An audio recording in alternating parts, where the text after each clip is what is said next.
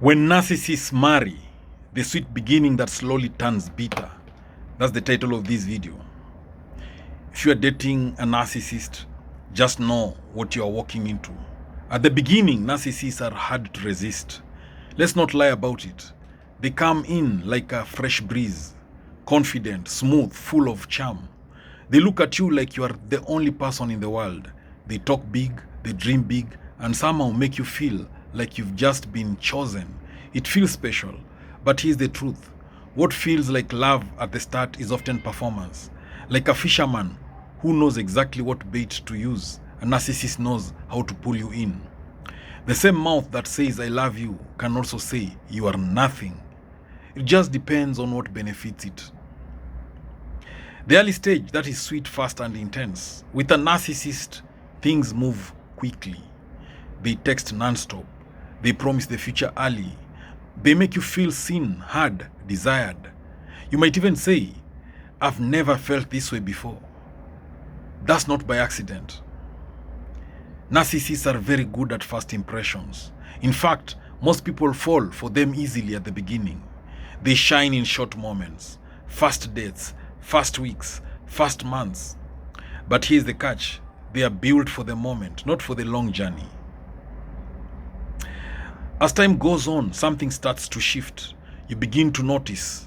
One day you are everything. The next day you are nothing. They pull you close, then push you away. They keep you guessing. That confusion, that's not a mistake. That's control. Narcissists don't love the way most people love. They relate to people based on what they can get, not what they can build. So instead of partnership, you get a game. A relationship with a narcissist is like dancing with someone who keeps changing the music. You never find your rhythm. Why relationships with narcissists feel so draining? Here's what makes it exhausting. They keep emotional distance, but only when it suits them. When they need something, that is attention, validation, physical connection, support, they lean in. When they don't, they withdraw, they go cold. They act like you're asking for too much. So you are left trying to figure things out. You start asking yourself, what did I do wrong? Why are they different today? How do I fix this? But the truth is, you are trying to fix something that isn't broken. It is designed that way. Narcissists often do very well in short-term relationships. Why? Because short-term requires charm, excitement, attraction, and they have plenty of that. But long-term relationships require consistency, emotional depth, sacrifice, accountability. These are things narcissists struggle with. So while the beginning feels like magic, the long-term starts to feel like work you're doing alone. So what happens when a narcissist gets married? Now this is where things get real. Marriage removes the illusion. There's no more impressing every day. No more constant performance. Now it's about real life. Bills, stress, responsibility, growth. And this is where the cracks start to show. Research has shown something very important. Marriages involving narcissism tend to get worse over time, not better.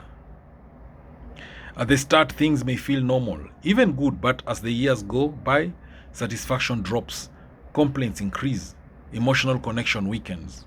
It doesn't collapse overnight, it slowly fades.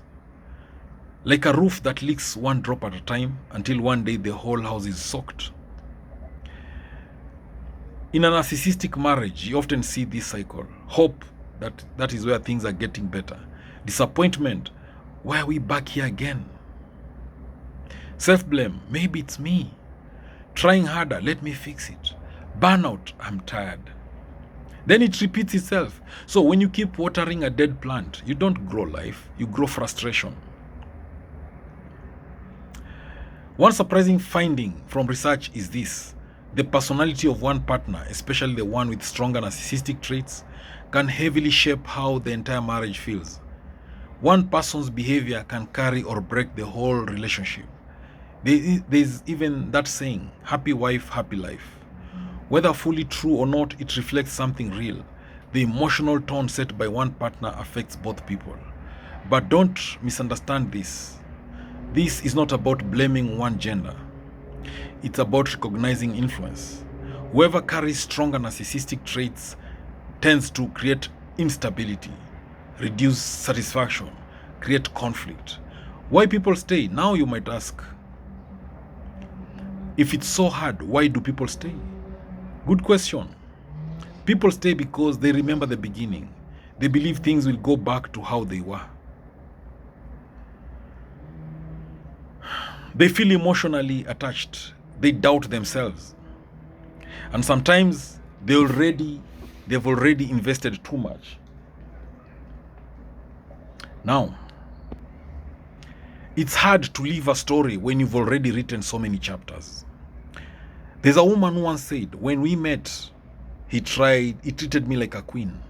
I thought I'd found my person. But after marriage, I started feeling like I had to earn the love he once gave freely.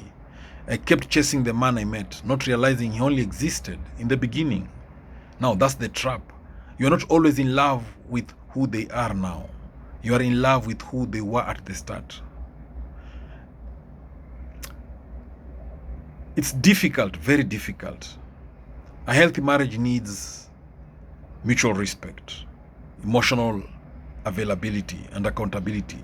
If narcissism is strong and unchecked, those things are limited, and without them, the relationship becomes one-sided.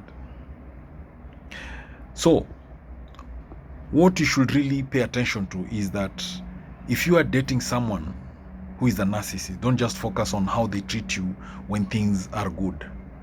Watch how they behave when they don't get their way, when you set boundaries, when you need support. That's where the truth lives. Marriage doesn't fix narcissism. Love doesn't cure it. Time doesn't soften it. If anything, marriage exposes it. A person who cannot carry themselves well alone will struggle to carry a relationship with someone else. Choosing a partner is one of the most important decisions you'll ever make. Not because of the wedding day, but because of the life that comes after. So don't just ask, do I love them? Ask, can I live? Also ask, can I live like this for years? Because in the end, it is better to walk away from a fire early than to wait until you're burned. All right? Let me repeat that again. It is better to walk away from a fire early than to wait until you're burned. Thank you for watching this video. Please subscribe to my YouTube channel if you've not subscribed yet, and don't forget to share this video widely to all those who may need it. If you like the video, please click that like button, say something in the comment section of this video, and hey, don't forget to tell a friend to tell a friend to tell a friend to subscribe to my YouTube channel. And if you have some dollars you can send to me via super thanks, just send those dollars to help me grow this YouTube channel. All right, let's create awareness about narcissism. Thank you. Catch you later in the next video.